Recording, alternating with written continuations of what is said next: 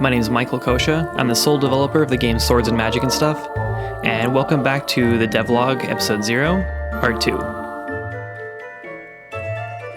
About 6 months into development, I decided I wanted to launch a small, closed alpha. I just wanted to get a bunch of testers in and try the game out and tell me if I was on the right track or not, to see if it was worth pursuing. So I spent a couple of weeks sort of finishing up the zone I was working on. I crunched for about 14 hours the night before alpha launched so I could finish up. I added about 10 or so quests into the game.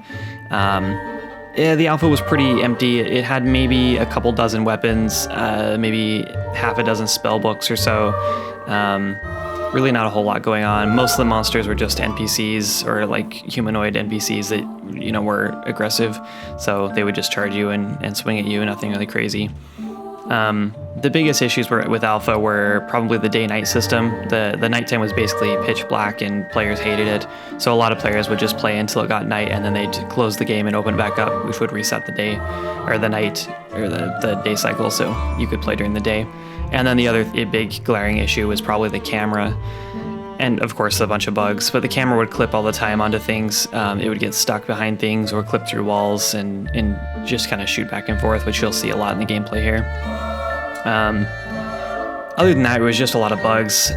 We had an issue where there was a lot of groups of enemies for some reason. When you leave the area and they despawn and they come back in, they would spawn twice, so you'd have duplicate groups of enemies, and players would use that to their advantage. So there's a group of orcs in the demo or in the alpha where you could get them to spawn a couple dozen times, and then because my AI was pretty bad, they wouldn't know if they could reach you or not, so they would just stand at the bottom of a cliff and try to attack you, and they couldn't reach you. And then you could just sit and shoot them with arrows or spells or whatever you wanted to farm gold, which is how most players, I think, bought their first house in the game. Other than that, alpha went pretty well. I think the alpha was a good representation of what the game was what I was planning the game to be. And I think it really got a lot of players excited about the game once they finally got to go in and play it and feel what it was going to feel like and try things out. So I could talk about bugs and all the things that went right and wrong with the alpha all day long, but let's talk about what happened after the alpha and what led to the game being basically completely deleted and started over from scratch. A couple weeks after alpha, everyone was really excited about the game, but a lot of people wanted online multiplayer so they could play online with each other. There was split screen in the game. It was up to 4 players, and that worked really well. In fact, online multiplayer was a whole nother beast. I had never done any sort of network code, any sort of networking at all.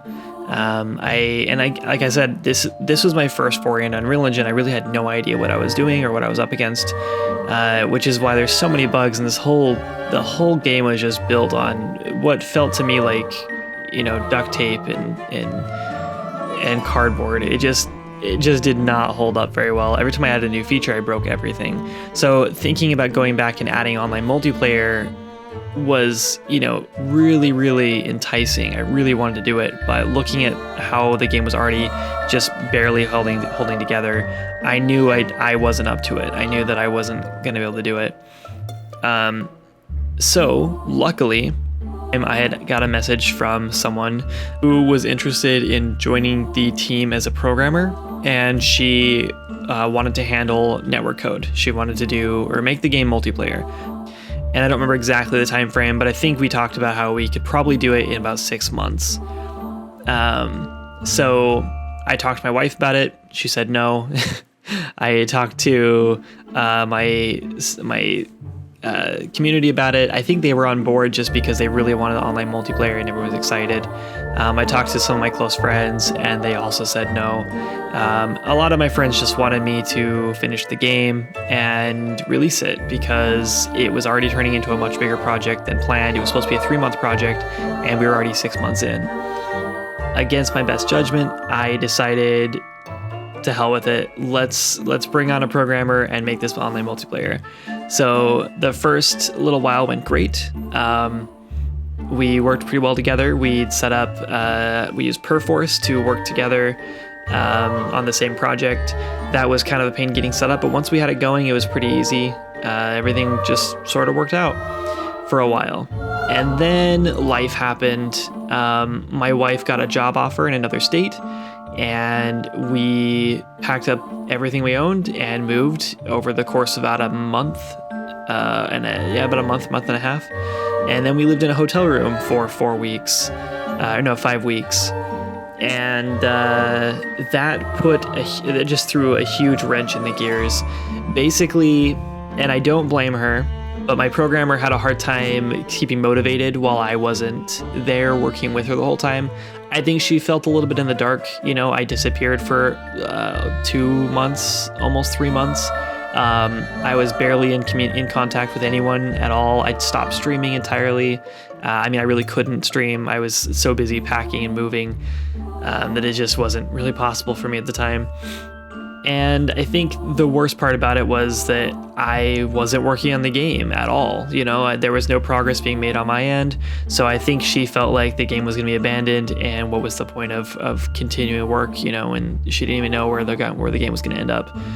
So basically, a few months go by, and the game really hasn't made any multiplayer progress.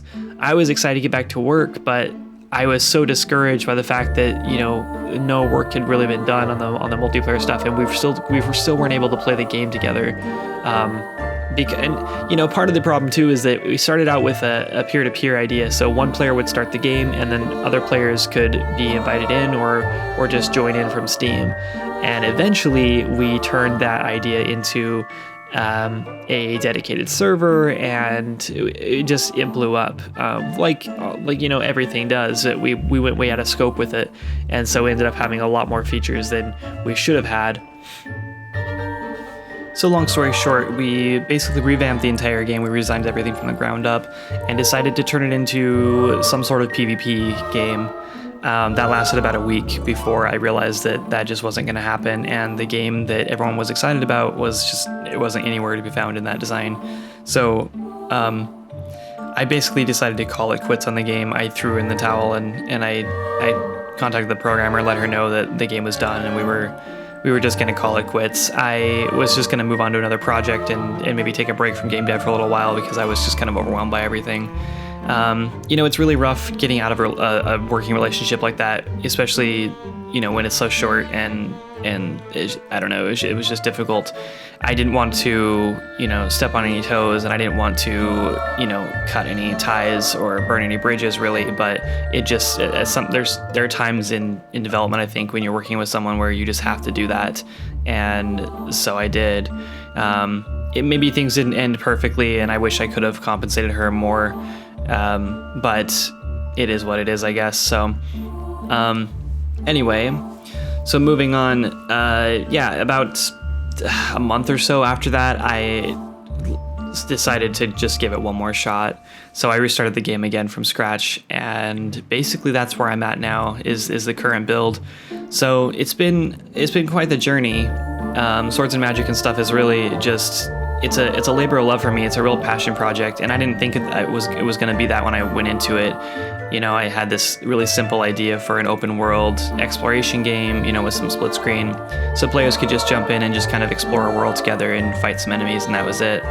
And it just slowly evolved. The more people I had excited about the game, the more features ended up getting dropped in. When people ask, like, will the game have fishing or the cooking, or are you planning on, having more than one zone, or, and all those things, just you get ideas going, and eventually it gets out of hand.